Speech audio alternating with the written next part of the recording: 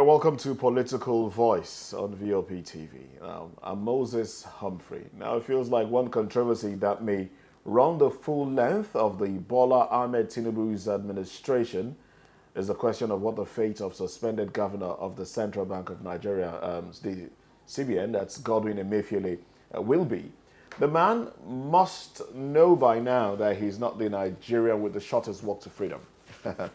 In fact, if anything, he is definitely looking at a long, winding, unpaved road to justice, depending on his own definition of the term.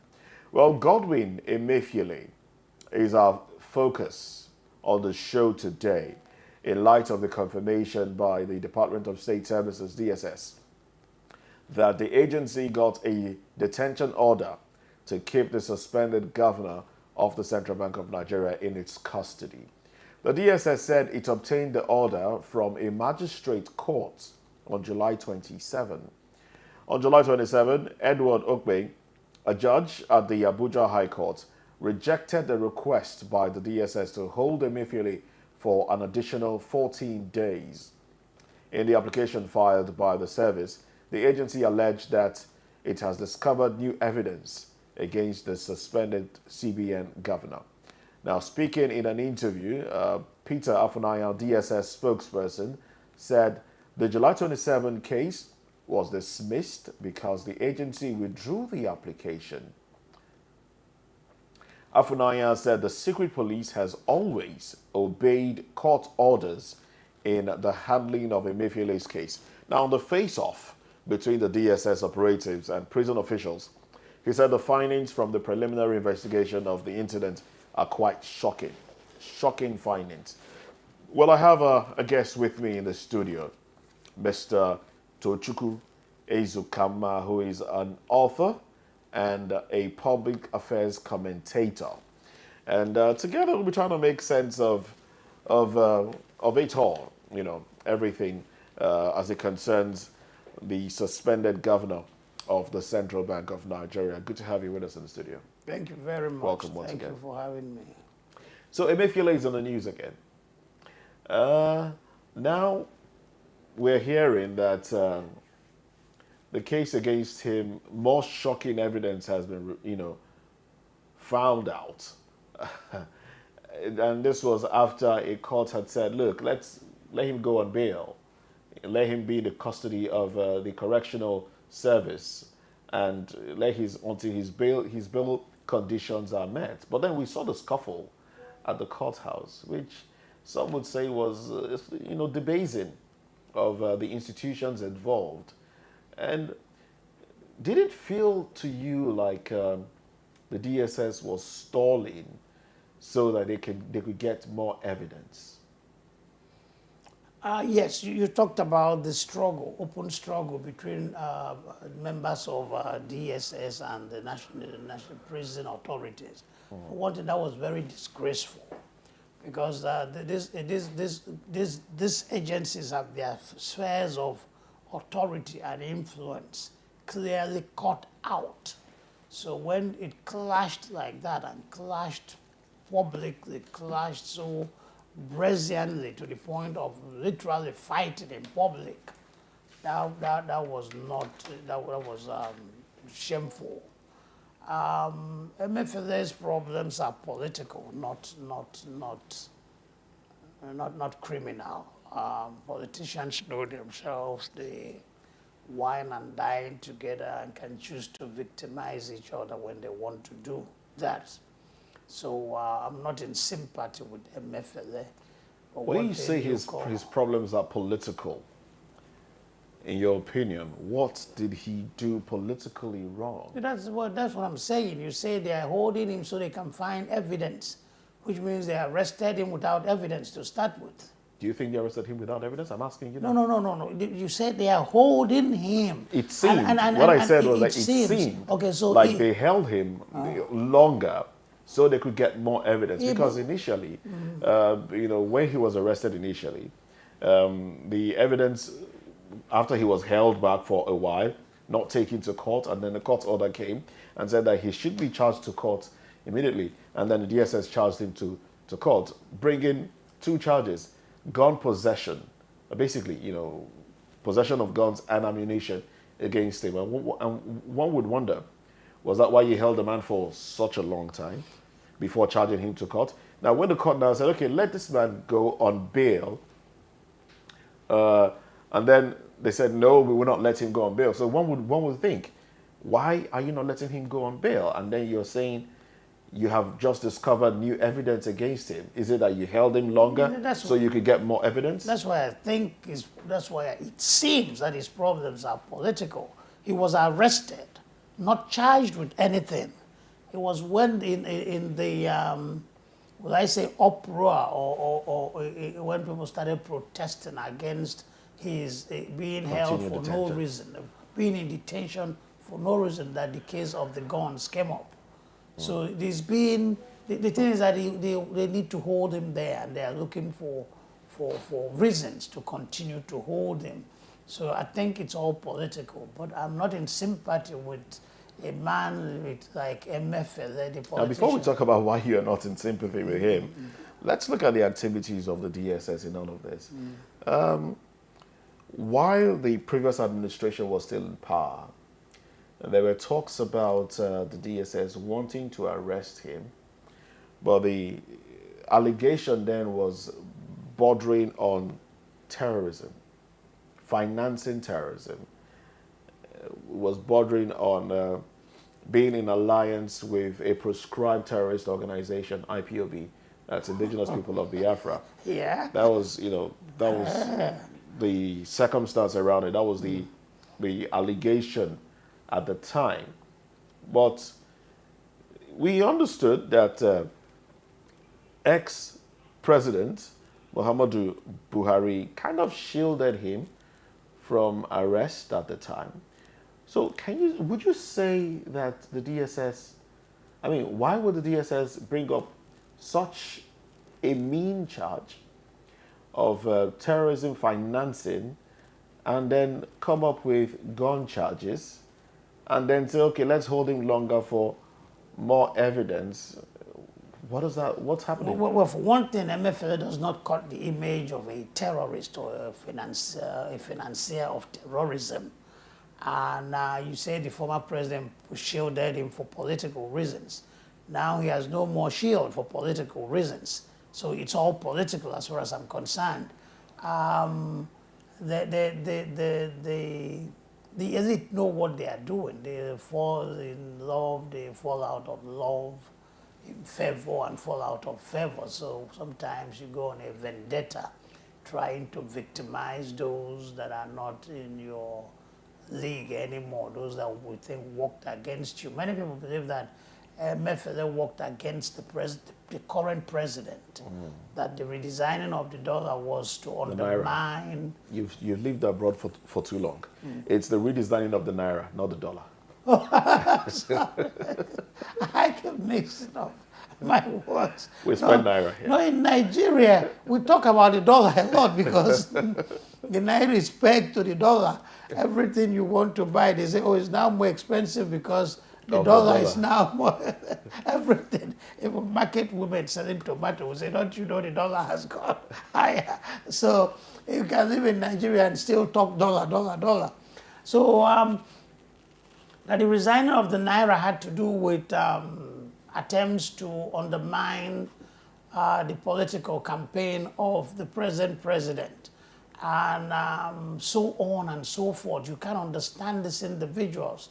They do their own things, but they know themselves. They belong to the same associations. Their wives are friends. They wear this ashwebi, the same ashwebi to parties. Their children intermarry. So as long as I'm concerned, this is not a major issue. It has little or nothing to do with the man on the street. DSS is a tool of the powers that be. DSS is a personal tool of the president and the powers that be. So the organization is being used to serve the interest of the power elite. And MFL is part of that power elite. So whatever they are going through does not interest me. It makes little or no difference to me because, go ahead. Because their concern is not the man on the street. Their concern is not the legitimate aspirations of Nigerians. Their concern is not the public good. They are doing their own thing in their own way, most of the times to advance their selfish interests. Now, it becomes a major issue and it becomes a talking point when we concern ourselves with the Department of State Security. All right? And if the DSS is now being used as a political tool, then shouldn't Nigerians, the man on the street, be worried? Because the purview of the DSS is internal security. As they say, state security. State security, not a private army to an authority or somebody in government. So if their powers are now being watered down, shouldn't the common man on the street be troubled? The man on the street should be troubled by extension. The man on the street has always borne the brunt of the abuse of power in Nigeria all along. So if this is an abuse of power, this is a member of the power elite that is bearing the brunt this time. The thing in Nigeria is that the institutions are very weak. The political,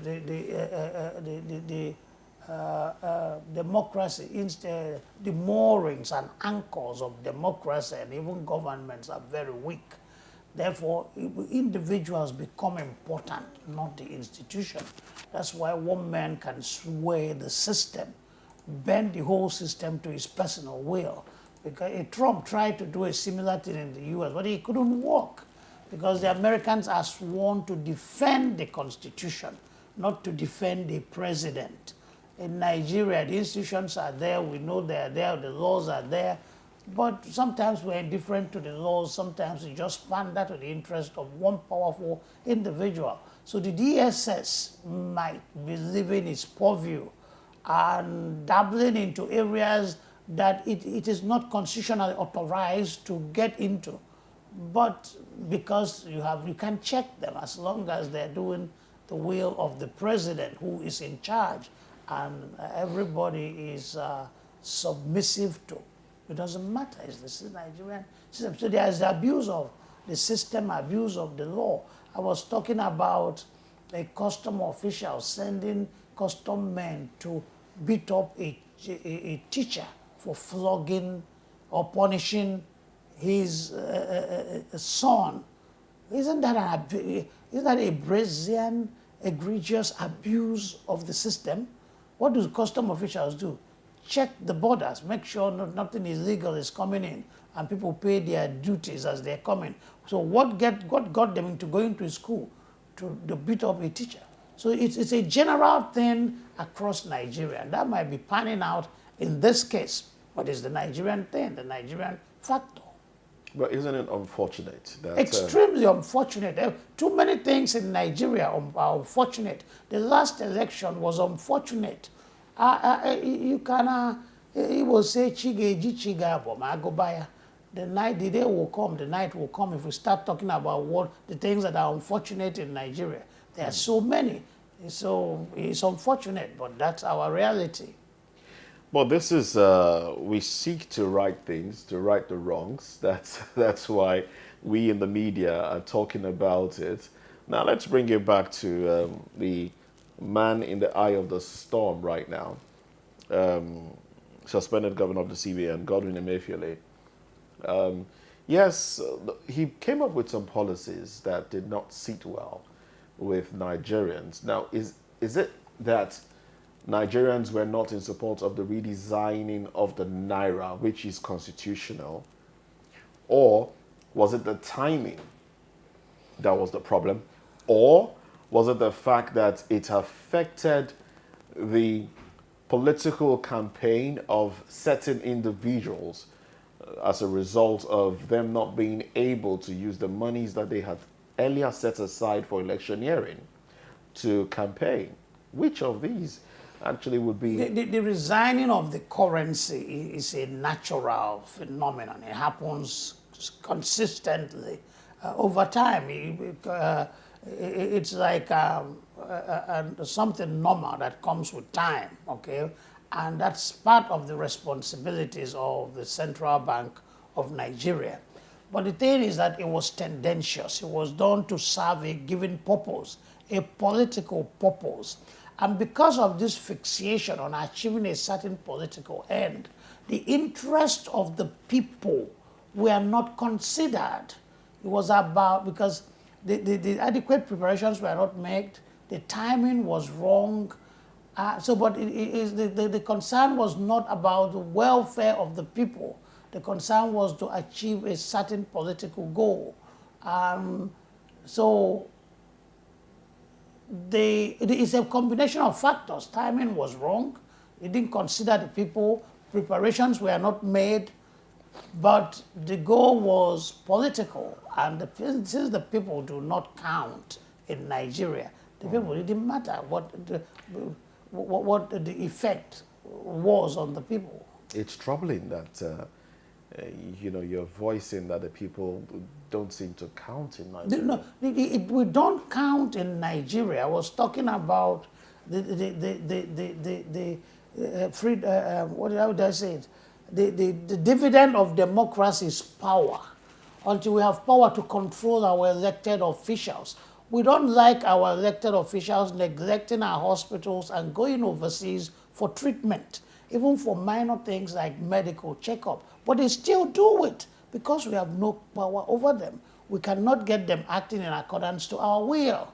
We don't like the stealing of money and waste of money in government. But it is happening. So we have no control over the people that we elect. So until we have that dividend of democracy, which I've always said is power, to control the people we've elected, our interests don't count. Look at what is happening in the National Assembly. I've been around politicians. Nobody talks about the man on the street. It's all about greed, self, interest. So yes, the man on the street in Nigeria does not count. All right. Now, in light of what Godwin Emefiele is going through now, do you agree that he wasn't acting alone? Because he took direction. He took orders from the president at the time. Yeah, but technically, this governor of Central Bank is independent. He operates the economy in line with some economic principles and theories and standards, independent of the political class. But in practice, it's not always that way. So, of course, he was acting in concert with some powerful interests, or even at the order of the powerful, at the instruction of the some president powerful at the time. interest. Yeah, I think so. But the president at the time actually came out to say, look, he's in line with this redesigning of the Naira. Why isn't former President Muhammadu Buhari on trial? For what? For afflicting Nigerians, for backing a principle or backing a Naira redesigning policy that afflicted Nigerians. Is Emefiele on trial for redesigning Naira and afflicting the people? Well, he's on trial for what we have not been able to ascertain for possession for sure. Fire. Possession of two shotguns. And also recall that Jim Obaze, who is the CEO of Financial Reporting Council of Nigeria, an investigative organization, has been asked to look into activities of the CBN and other related government institutions in, with an intention to find out things that had been misappropriated, things that had been done wrongly. All right. Now, when these things are found out, of course, they'll be brought to the fore and they will be used in trial. But my point here is this: if the man carried out policies, and for the effect of these policies, he's been tried, shouldn't we also look at trying the administration that backed him up? But the DSS has policies? not told us that he's being tried because of the negative or devastating effects of the policy, the policy of Naira redesign. Isn't that not what he's being tried for? Is that what he's being tried for? Are you asking? I'm asking you. Well, the DSS have not Because told us. we both live in this country, we both read the news, and we've been listening to. And we both analyze the news as well. Okay, so the DSS has not said anything about redesigning the Naira. The DSS at first arrested him with no charge, and then when there was need to bring up a charge or let him go, they said, well, he had a shotgun in his house. So that's where the So let's marry that to the earlier accusation or earlier insinuation of financing terrorism. That in Okay. itself is heavy. That's a very heavy allegation. Now, for the DSS to have said that, would you take them seriously if they didn't provide proof at the point? Only to say, okay, only to come up with gun charges. I don't in any way take them seriously on that. You don't? MFLA is not, Okay. it doesn't have that aura of, no, it was a bureaucrat, a technocrat, so not even a politician for the most part. He wanted to dabble into politician, and that might be why one of the reasons he is in this situation is paying the price. But that doesn't impress, it wouldn't impress anybody. And evidently they have no evidence. So why, like you said, that's a heavy accusation, a weighty accusation. Why accuse somebody for such a grievous criminal offense without any evidence, So they are all playing their game, but in the final analysis, it's all political. All right, so yes, it is. It's beginning to look like It is. all political. And I know you have no love lost for Emefiele. Neither are you bothered about how the DSS operates. Whether he's in jail or out of jail and how long he stays there, most irrelevant. to Why me. exactly? Why exactly? Yes. Your Um, personal stance now. No, why exactly? The judiciary system, the law enforcement system in this country is warped, and the masses suffer a lot in the hands of the police and other security agents. People get killed for no reason, and sometimes police arrest people knowing that they are innocent. But because they want to extract some money from their family members, they torture these people sometimes to death. And then insist their families will pay to take their corpse. And nobody says anything. So when MFLA is being subjected to an arrest and detention, why would it bother me in a country where so many innocent people die and nobody is questioned, nobody is prosecuted, no answer is provided? The stories are all over, okay? There was a case where a child kidnapper was caught in a neighborhood somewhere in Lagos. The police got involved and took the child kidnapper, but the people figured that the police had once released the same woman after having been caught. So the people in protest went to the police station. The police shot at them and killed a boy. The mother of the boy said, "Let me see my son." They say, "If you don't get out from here, we'll shoot you," or something like that. Then Baale went and say, "Allow the woman to see her dead son." They arrested the Baale, held him for some days. So in that kind of pervading... Where did this happen? One of these neighborhoods in Lagos. I don't really remember the neighborhood. But it happens all the time. It's not anecdotal. It's things that happen all the time. A policeman, what did they call him? CID, we used to call them those days. I don't know what they call them. A criminal investigative department. I don't know what they called him. They was telling stories. You baffle at the kind of stories this man was telling. Go to Igbo to arrest people, accuse them of armed robbery, while torturing them. Those who were armed robbers could sustain the torture because it's their job. They were mentally prepared for it. But those who were innocent, some of them died. And then they insisted their family would pay $500,000 or 500,000 naira to get the corpse of a man who was an innocent man killed by the police. And so on and so forth. So that MFL, the central bank governor, is in detention for 1 day or 2 days or 90 days, is nothing to worry about, Now, considering the system. Now, this, of course, is an anomaly. The MFL case is an anomaly. The attitude of law enforcement agents in carrying out their perceived duties and how they treat the common man, the taxpayer, whose money is supposedly used Keeping them afloat. Keeping them afloat, yes. What do you think should be done differently to rectify this anomaly? The police, or the police power. Law enforcement agents. Yeah, well, yeah, all of them. Police, All DSS. of them, yeah, the police and the law enforcement agents are indispensable tool of rulership. So they are personal tools of the power elite.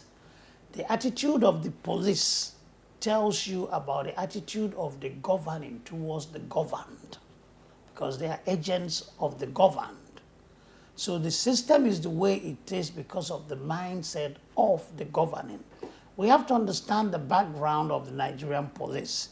It was set up by a colonial power. The colonial powers came, first of all, it's very easy to conquer a man and take possession of his things, but then it's very hard to justify your action. So the justification of colonialism, which involved coming from your own place to another man's country, taking over his institutions, taking over his land, imposing your rule on him, had to be based on the superiority and inferiority of race. We are superior to you. And that justifies our trying to teach you. You don't know anything. Our religion is superior to your religion. We are teaching you and giving you the opportunity to go to heaven after death, whereas your own religion was paganism and heathenism. So it was justified by superiority of one culture to another, superiority of one race to another. And to reinforce this theory of superiority, the white man lived in a separate section of town. These days we call them GRAs, and the masses, the indigenous people lived in another section of town. There was that segregation. But the white man lorded it over the people. But then it defined our concept of being a big man. The white man's way was defined our concept of being a big man. So when the white man left, Nigerians stepped into the shoes of the white man. And the same segregation, the same institutions the white man built to keep the indigenous people down remained. But it's just that now the oppressor is black, not white. So that's where the system came. The first time I went to the US as a student, I was so taken aback, so surprised, so pleasantly surprised by the way people behave. In Nigeria those days, I think it's still that way, but I'm older now, and it's harder for anybody. But when I was a teenager in Enugu, people lorded it over you. You get into my father once sent me to a professor's office. On getting into the man's office, the man dressed me down. I was dressed inappropriately, and I had my cowboy hat. The man just dressed me down, ordered me to take off my hat. And as I left his office, I was so demoralized. I didn't even have enough self-confidence to put but it was a different thing overseas. So the system built to reinforce an unjust and segregated system, order, a structure, which the big men stepped into it and retained the system. So that's why the police is the way it is. That's why our elite treat us as though we are nothing. That's why they ride roughshod over us. So it's all a legacy of colonialism. So now it's time to sit down and say, no, we have to change our ways. But the elite are retaining it because it serves their purpose. So the police will be reoriented. And these things will not happen until there's a change of leadership. A ruler is not a leader. They are two separate things. People naturally follow a leader. The rulers enforce themselves on people.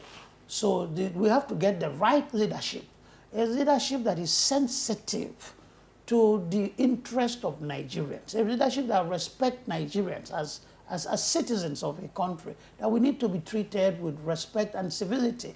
A Kai official sees a man, kicks him in the groin, punches him in the face, takes his goods, throw into the gutter. What kind of law enforcement is that? Are you dealing with a slave? Are you dealing with an animal? But it's the way the system is structured. The elite versus the masses, the poor, the have versus the have not, the powerful suppressing the weak. So I was, and so on and so forth. But I can go on. If you give me time, I'll keep going. But maybe you're sensitive to your time. I was asking a Kai. Under the Kai issue, I wrote so much against Kai. Even the Lagos state government responded that the articles by Tochukwu Ezukama has come to the attention of the government, that I say this and I say that, but the situation is this and that. I say, how can you kick a man in the face, beat him up and take his things and throw away without a twinge of the conscience of the Kai official? And he said, I'm just doing my job. So, no, it's not about doing your job. It's you exhibiting wickedness, and so on and so. Let me hold it there. All right, and very appalling scenario that you've painted. Yes. And of course, this will resonate with Nigerians on the streets, Nigerians who are vulnerable and have been exposed to things like this. And but we are still concerned about the rule of law and the rule of law being upheld. And that's exactly why we are looking at the issue, the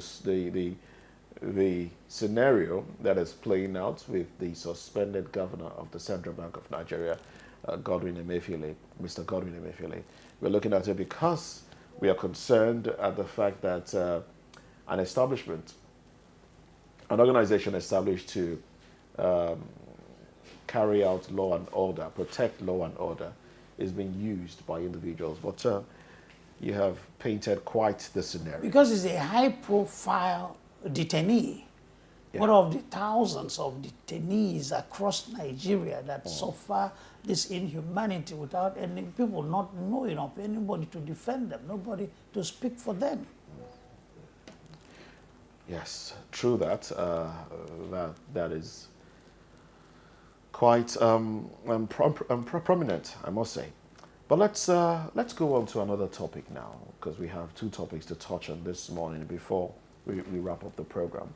Now, President Bola Tinubu has inaugurated a presidential committee on fiscal policy and tax reforms.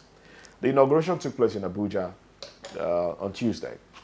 Now, in July, the president approved the establishment of the committee and appointed Taiwo Oyedele, a tax and fiscal policy expert, as its chairman. In a statement announcing the development, Dele Alake, special advisor to the president on special duties, communication and strategy, said the committee will comprise experts from both the private and the public sectors. Now, he said the panel would be responsible for various aspects of tax law reforms, fiscal policy design and coordination, harmonization of taxes, and revenue administration. The special advisor said the committee's primary objective is to enhance revenue collection efficiency, ensure transparent reporting, and promote the effective utilization of tax and other revenues to boost citizens' tax morale, foster a healthy tax culture, and drive voluntary compliance. Now, speaking of the committee's establishment, Zaccheaus Adeliji, special advisor to the president on revenue, emphasized the importance of a sound fiscal policy environment and an effective taxation system for the functioning of the government and the economy. Well, it doesn't stop there. He said Nigeria ranks very low on the global ease of paying taxes, while the country's tax to gross domestic product (GDP) ratio is one of the lowest in the world and well below the African average. On July 6, Tinubu signed 4 executive orders including the suspension of the 5% excise tax on telecommunication services, as well as the excise duties escalation on locally manufactured products. Now, the president has a strong reputation as one who loves to impose taxes. What does this committee signal for you? You know, that was one of the things that... He has a penchant for imposing taxes, which is contradictory, which is ironic, because if we're getting more money from removal of subsidy, the government should have more money available in its coffers and therefore not tax people heavily, you know, but you're taking off subsidy, you're getting savings from subsidy removal. Why are you then taxing and taxing and taxing?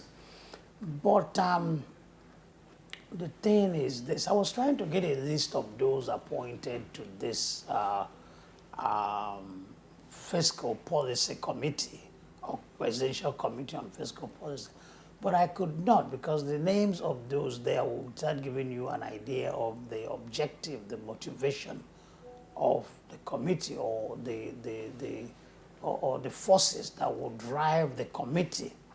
The thing is, it's all wonderful, at least on paper, but there's so much to be fixed. In Ikeja, for example, those days I had friends who had businesses around Ikeja, and I noticed that tax collectors come from local government administration, and they say, you pay us 8,000 naira as tax, but we'll give you a receipt for 4,000 naira. They did it to one lady I know. And I asked the lady, why did you pay 8,000 and got a receipt for 4,000? She said, boy, I don't want their wahala, okay? So there's so much abuse of the system. Nigerians don't pay taxes, don't like to pay taxes, because they do not trust the system. And they do not trust that their money will be utilized properly, effectively. In the church, people pay their tithes and give the church a lot of money. For one thing, they want to make their pastors look good. For another thing, they believe there's a reward in heaven and on earth for them for sowing seed.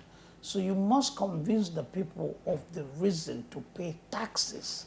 And one of the reasons, but the reasons must also be underpinned by the belief of the people, the trust of the people. If you cannot trust your government, it will be very, very hard to pay taxes to your government. Secondly, over the years, we developed a windfall mentality. What the oil boom taught us was that money fell from above, because the oil money didn't come from scientific innovation. It didn't come from manufacturing. It didn't come from any hard work on our part, struggle or sacrifice. It just dropped from nowhere. So we developed that windfall mentality, that money drops from above. And as long as you have and can fall into outstretched hands, as long as the hands are positioned in the right place. So now, before, people belong to political parties and they pay party dues. And when a political party had a project, they came to people to raise money. Now people go to political parties expecting the parties to give them money. You don't pay dues and you don't contribute money for party activities. Or the party, on the other hand, gives you money.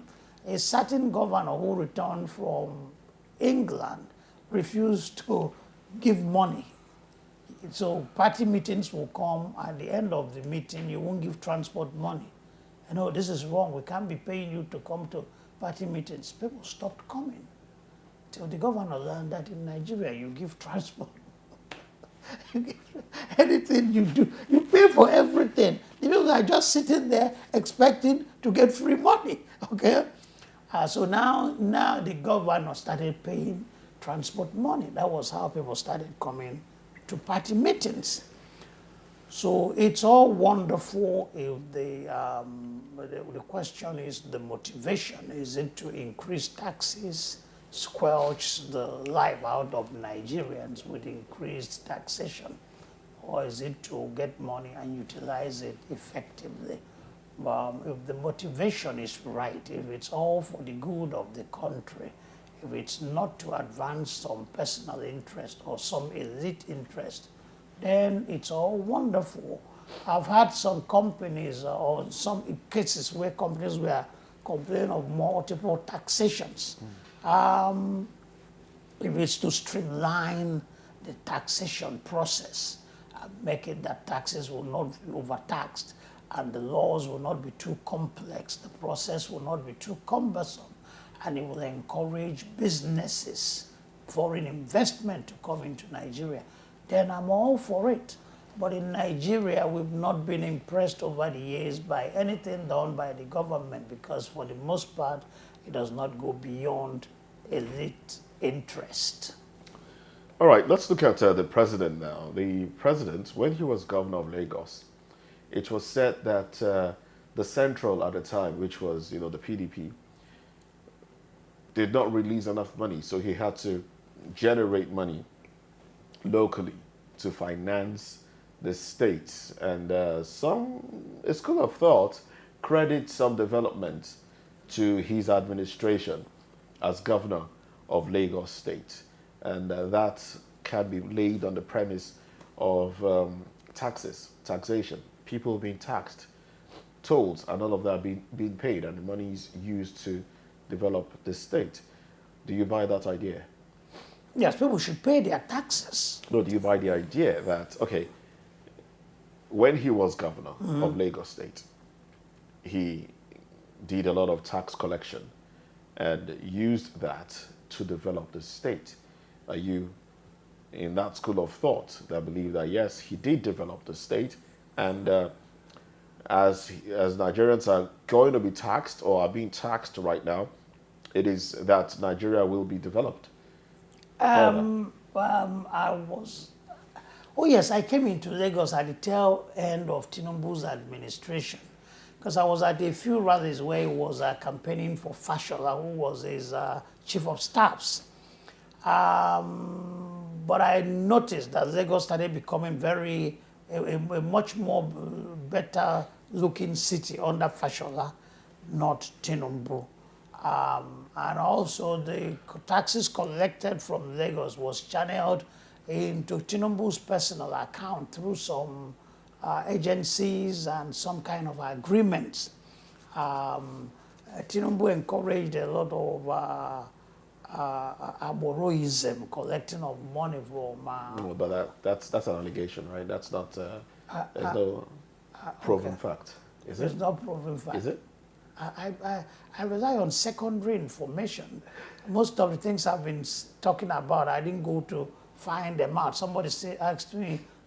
Somebody in authority? No. You see, I hear of Fulani headsmen, but I've never seen a Fulani headsman carrying a gun. I've never seen a Fulani headsman kill anybody or seize any visitors, but I believe it based on secondary information. So most of my information are secondary, that the money was being channeled to him through some arrangements, or I didn't see that. There are too many things. Even that Tinubu is the president of Nigeria. I've never gone to Aso Rock to see him. It's all secondary information. So that has been the basis for my information. Okay? Okay. So the thing is, so taxes, let me make this point. Taxation in general, it's not a bad thing. People should pay their taxes. And when you pay your taxes, you feel better as a citizen. You have this sense of ownership or possession. It kind of emboldens you. You can ask questions because you believe that the money being spent is yours. Okay, but when it's windfall, oil money, it's nobody's money. So it can be handled anyhow and nobody cares. So taxation as we see it in Nigeria is fine in theory, but with the abuse of power and with the corruption among the elite and the trust deficit, the masses do not trust their leaders. We keep having questions, we keep having doubts. So let him prove himself, and we will all applaud it. All right. As it stands now, he's the president of Nigeria. I know you haven't been to Aso Rock. To ascertain that. Okay. Yeah. But do you think that, well, he has said, well, I don't know if you're aware, second information, probably, probably, that owners of vehicles will have to pay a certain amount yearly now, 1,000. Well, that's still being debated. 1,000 naira for owners of vehicles. That is in addition to all the other car papers and everything that you pay for. That is taxation. Yes. And Unjust taxation. unjust. Okay. Now, do you see a situation whereby these taxes will be used in developing the country and paying for I don't debts? see that. Because Nigeria, as it is heavily indebted. Do you see a situation whereby these taxes No. Going by Tinubu's antecedents, Tinubu is a man that is driven by ambition. That is grandiose and even selfish ambitions. Secondly, Tinubu is a man that rewards loyalty. Tinubu is a man that extends the goodies to friends, families, and cronies. So a lot of people will make so much money out of this administration. Tinubu himself will enrich himself because he's been by his habits. Like I was saying earlier, there's no clean-cut theory as to leadership. There are leaders come in different forms. And sometimes you're not in a position, or you cannot be in a position to assess these leaders. You cannot project or you cannot guess what they do because you lack prophetic powers. You're not clairvoyant. So you cannot say, they will do this and do this. You can only judge them by their antecedents. It's the antecedents that will tell you. And going by Tinubu's antecedents, there's not much hope for this country under his presidency. It will be about cronyism. It will be about rewarding loyalists, rewarding family members. And You don't believe in the policies so far? the policies are wonderful on paper, but I think many of them will go to serve the interests of an elite few, a few connected individuals. We've seen her daughter coming up to say, I am the first daughter. Maybe one of his sons will pop up and say, I'm the first son. Yes, you are the first daughter, but there's something you call decency or etiquette or decorum. There are things you don't say publicly. And when people start thrusting themselves out without discretion, then you wonder what to expect. So it will all be family, loyalists, cronies, friends, and money for our president. I don't have great hopes for this administration. All right. Those are your views. Undoubtedly. That you probably got from secondary information. Everything is secondary information. All right, then I must say very big thank you to you. You're welcome. Juku Izukam for coming on the program. Yes, thank you. You're welcome. All right, now this is primary information that Political Voice will make a return tomorrow. All right. Yeah. So on behalf of the crew, I must say thank you very much for joining us on the show today. And we'll be back here same time tomorrow. Bye for now.